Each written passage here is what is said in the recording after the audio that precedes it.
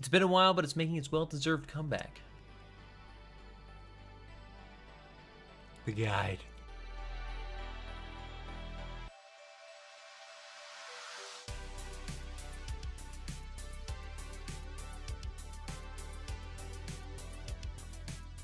Today we're jumping into one of my favorite jobs of Final Fantasy XI, one of the most unique tank jobs never meant to be in MMOs, Ninja. I've obviously been playing a Ninja a lot on streams in my current retail experience. Earned the upgraded 119 Kikoku, so been having a lot of fun with Blade Metsu. But it's always been an awesome job. I mean, honestly, this job was designed, I believe, as more of an enfeebling support role from a melee perspective. Which, if you look at it from that perspective, I don't know if Square Enix succeeded or failed, but nobody used it that way. Everybody used it as a tank with the Shadows, Utsusemi Ichi, and Utsusemi Ni, allowing it to absorb a ridiculous amount of damage and just nullify it completely while maintaining hate with the Elemental Wheel or just pure damage and provokes. It turned into the preferred tank for most parties because of the incredible strain it relieved from any healing support. It was awesome. Not to give any crap to Paladins. I love you, Paladins. But let's see what the Brady Games official strategy guide from spring of 2004 had to say about the Ninja. I'm really excited about this one.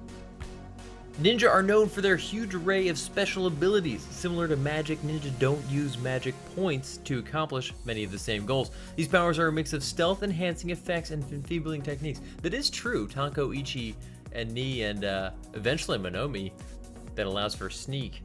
But it's weird that they like bring it up as a main selling point. Like, so stealthy. I guess they also have the trait that allows them to be detected less, which would make them a more effective puller. Part of the original stealth, not stealth, but like puller enfeebling appeal. Some ninjutsu abilities even deal direct damage and make an enemy weaker toward one of the elemental types. This makes ninja very useful when paired with black mages and other characters who have access to elemental weapons or attacks. That is true. All of the elemental ninjutsu then have the effect of weakening it to, like, I think it's either the opposite or the one that's stronger too. I always forget. But it's rare that we actually use it. It is a cool little thing that was super important when cycling through the elemental wheel, but I rarely see ninjas being like, I want to push this thing to the limit, fire off some elemental ninjutsu and make it weak to whatever the black mage is going to burst. Of course, bursting is kind of drifted into a separate strategy of gameplay anyway. Alright, ninja race choices. Ninja benefit from high agility, but like most fighting classes, they are also interested in vitality, strength, and dexterity. I mean, sure. Although ninja wear light armor and have moderate hit points, all the races contribute something to make this job a wonderful choice for anyone interested. I think that's true. Ninja is one of the few races, or few jobs, that I think does benefit from basically every race in a different way. Gauka Ninja have greater hit points and can take more damage from enemy attacks. Very true. You may want to try acquiring some equipment to boost their agility to help with some of their skills. Gauka Ninja are fun to play because the spell-like abilities of the ninja provide them an opportunity to revel in some of the mystic arts without the associated loss of magic points. Very true. Elvon Ninja are crafty and have the ability to take more hits with their higher vitality. They can really work to dish out that damage when they attack from behind or on the enemy's flank. I would have thought that Elvon's just like general strength was really their benefit. I don't see vitality as a big bonus for ninja with, you know, absorbing all the attacks, but I do think Elvon make good ninja. Mithra make really wonderful ninja because they have wonderfully high agility. With their stupendous hit rate, Mithra and ninja can soften enemies with their ninjutsu techniques and then claw their way through the enemy's hit points. Their high evasion also gives them an opportunity to evade enemy attacks. Yeah, I mean, definitely. Mithra are probably the best ninja all around. Because they are so well balanced, the human ninja also makes a good choice. They have a nice high agility and vitality, and they have everything that they need to switch to any support job. Due to their attributes, they make a very practical choice for ninja lifestyle.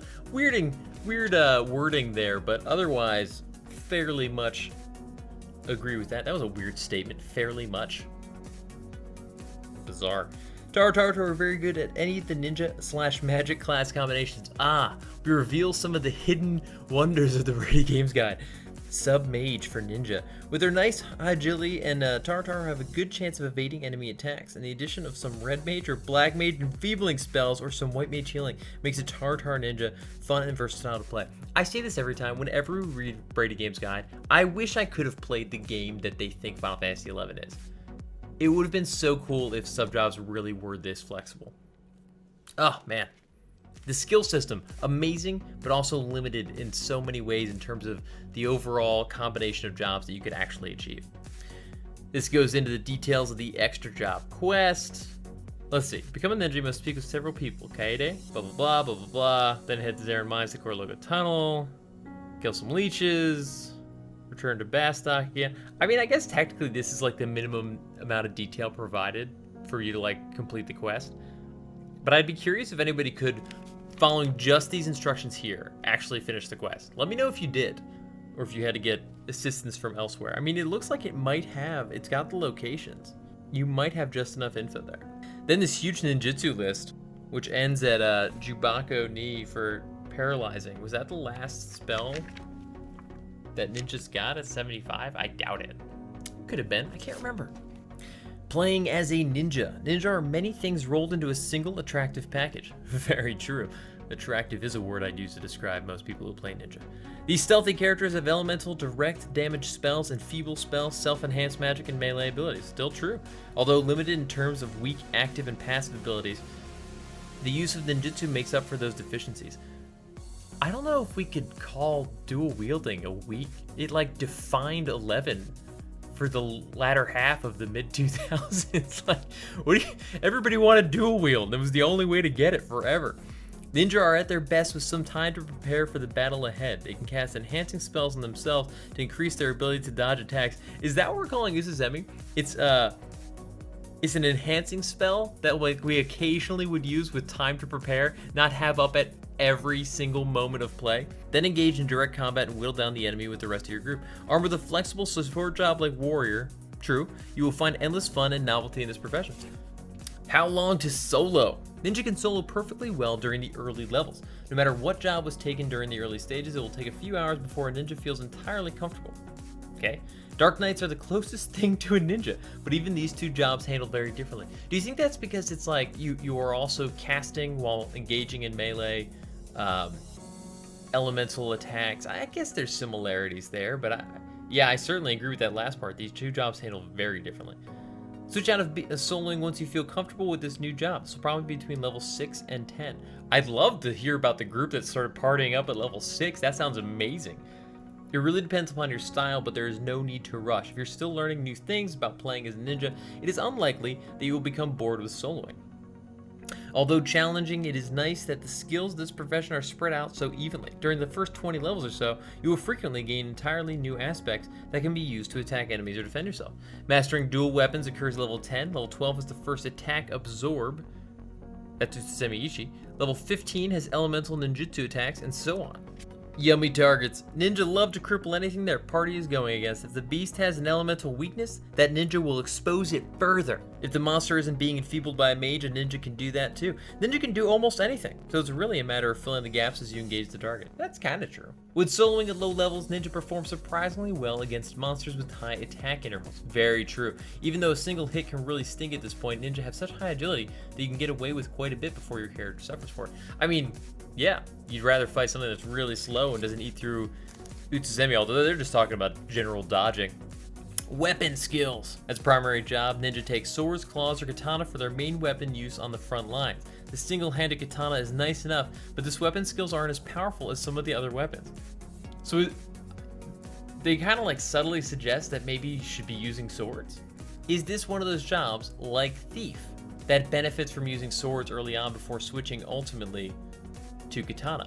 I've also never tried Ninja Monk early on and hand-to-hand, but I'd love to know if there's some legitimacy to their claim there. I use katanas immediately because they are awesome, and Blade Retsu is sweet, but that doesn't mean this isn't without merit. When ninja are used as a support job, they eventually gain the ability to wield two weapons to whatever primary job is being undertaken. This enables the character to wield awkward weapons such as axes. So awkward if the main job specializes in such equipment. That was a bit of foresight. Unusual for Brady Games guide to be like, oh yeah, you know, they didn't say it specifically, but warrior ninja, beastmaster ninja, taking advantage of dual wielding axes. It became a huge thing. Even Dark Knight Ninja at one point might have done so. Using dual weapons. Before long, your character will prefer dual wield, or the ability to equip dual weapons at the same time. That would have been so cool. They're describing this like it's an option, but can you imagine if there was a significant benefit for ninja to not dual wield even once the trait was available? Maybe if the trait was like a give and take. Like, okay, so yeah, you'll dual wield, you'll attack more often, you'll gain TP faster, but there is diminishing returns there. But what if like you only used one and you could equip like a side scroll that gave you a different abilities or something? That would be so cool. This looks stunningly cool, true. And how effective is it? Ultimately, this ability doesn't double a ninja's attack power. That's true. Your character's attack interval increases while wielding a second weapon, so it feels more like you're using a single large weapon instead of two smaller ones. Yeah. Without weapons that add substantial bonuses to your character, this is only a trivial boon most of the time. Trivial boon. Dual wield in Final Fantasy XI. Trivial boon. However, strongly enchanted weapons are far more useful. Anything that adds strength, damage, or useful elemental properties will be doubled. See, I feel like they're leaning on their knowledge of RPGs and MMOs in general to be like, yeah, I mean, it's going to be the stat bonuses of having two weapons, and forgetting that dual wield ultimately just changes how you can TP gain on a job, the amount of damage that you can do. Being in a party. Ninja can bring so many skills to a party that they are easy to slip into any group. Melee-centered parties can use the enfeeble magic and extra damage, while magic-centered groups are happy to have another person on the front lines who can distract and frustrate enemy efforts. Only a party that is light on healers will be reluctant to take in a ninja. A party that is light on healers will be reluctant. That's like the goal. You take one less healer and you get a ninja tank and you deal more damage, finishing the party, the fight faster, because the ninjas absorb damage. So they're missing the whole strength of Utsumi here. I don't even know if they made it to 37 and really saw the value. They certainly never saw a ninja tank. But they're just guessing at ideas. Equipping items. Go for weapons that raise your character's ability to inflict damage, and look for weapons with elemental properties to take advantage of the ninjutsu abilities. Look for armor that raises dexterity and agility. Wait, let's go back here. Are they suggesting that we like do end spell damage with a weapon's properties or something? There are very few weapons that do that. So I just like weaken it to win in the Sirocco Kukri all day and be like, haha, I'm doing so much more damage. Look for armor that raises dexterity and agility. Both of these are very important. This is one of the rare jobs that relies far more on evasion than having hit points and vitality. Ninja are quick enough to stay safe if they pump enough of their efforts into maxing evasion and agility. I mean, that last part's good advice. Ninja as a main job. Those who play Red Mage and enjoy it will have a great time as ninja. There are many fitting support roles, and it isn't hard to fill a particular role for a party, except for healing. I'm just trying to think through what a ninja healer would look like.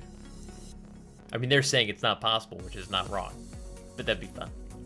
Ninja Warrior. Ninja have a huge bag of trips when they take Warrior as a support drop. Bag of tricks. The ability to change your character's attack-defense ratio with Berserk and Defender gives a ninja greater breadth. I mean, sure. Once the Ususemi ninjutsu is required, you can do some major tanking. Wow, the first time that they admit that ninja could do some tanking here. Incredible. Ninja aren't tanks by nature, but this combo creates a powerful pseudo-tank just by itself. It takes a lot of guild to maintain the Ninja Warrior combo, but it will get you into large parties time and time again. So they knew. They knew about it, and they were like, no, Square Enix doesn't want it to be a tank. And people are forcing it by doing this elemental wheel thing to maintain hate. And you'll burn through guild, using Utsusemi over and over again in all these elemental ninjutsu, but you could if you wanted to. That is the only time that they hint at the fact that it is the only thing that ninjas are asked to do. Ninja Thief. Thieves complement the ninja's natural attribute, and it isn't bad to have sneak attack and trick attack. You will have to play a very mobile ninja to make this duo work at its finest, but at higher levels the Ninja Thief can be very successful. Because of this combo's speed, Ninja Thief characters often serve as pullers in dangerous areas. Later in games, safe pulling is very important. Okay, safe pulling is important, but are they suggesting like because of flee? I know they're just saying the stat bonuses of agility and dexterity that come with Thief totally outweigh the benefits of Warrior, which is not true, in my mind at least. Also, are there any weapon skills from Ninja that would really benefit from sneak attack? Is 10 single a target? I mean, I know like high is, but I'm trying to think of the 75 era. I don't know. Not the favorite weapon skills, that's for sure. Weren't the favorite weapon skills of 75 like Blade Ku, Blade Jin, Blade 10? Ninja Red Mage, a rare choice. Here is more than meets the eye. Red Mages are have enfeebling magic and self-enhanced spells that Ninja lack. I mean, that's true. Together, these powers make a ninja a sort of elemental fighter. Takes more playing and finesse to execute the plans of a Ninja Red Mage, but your battles will be more exciting than almost any other. That sounds so cool. I would love to have seen that actually work. That is so awesome. The Samurai sub is fun for a ninja, but it focuses on one of the weaker sides of the ninja profession, weapon skills. Although ninja are better in melee combat in this union, you won't be able to use them as ultimate pullers, tanks, or enhancing magic, enfeebling magic characters. That last little line, they're just like kind of describing how little they understand about how the job system works in Final Fantasy XI. Because while Samurai is an arguable sub for ninja, although I think everybody would agree doesn't have enough benefits to outweigh warrior or some of the other options, especially after the two-handed update that kind of limits its value to a dual wielder. I love how they're just saying, like, you won't be able to use them as ultimate pullers. Doesn't restrict you at all. Tanks, yeah, it does stop you from that because you can't provoke. Or enhancing magic and enfeebling magic characters, which just isn't a thing. Ninja as a support job, one little section. As a means of boosting agility, okay, ninja do well in a supporting role. However, many of the best ninjutsu abilities are not terribly low level. This makes it very difficult to get the best out of ninja. Compounded by a poor spread of passive abilities and no supporting active abilities, ninja are hard sell in this area. So they're basically saying that because you don't get any of the cool, like, enfeebling ninjutsu, and more importantly, you'd never landed it anyway, but they've missed that whole idea and consistently throughout the guide, they're saying ninja's a bad support job. So guys, we've been doing it wrong. Ninja's been a terrible idea since day one. Brady Games has tried to help us. Can we just talk about these pictures real quick, though? This little picture on the left of the Tartar in the gi fighting Ararab in Tarangi Canyon is why I wanted to be a ninja. I was like, that looks so awesome. I think I recreated that exact situation. The gi was so cool. All the Far Eastern gear. And that's it. That's all they really had to say about Ninja. Kind of an offshoot job. Not really very important in the grand scheme of Final Fantasy XI. Frankly, they think it was a bit of a mistake and not very helpful to the overall player experience. Guys, appreciate you coming out for this one. Definitely join us on Tuesdays and Thursdays, 7 p.m. Eastern Standard Time on Twitch if you want to chat about the Brady Games Guide, Final Fantasy XI, other MMOs, frankly, anything. Come say hi. I love talking about this stuff.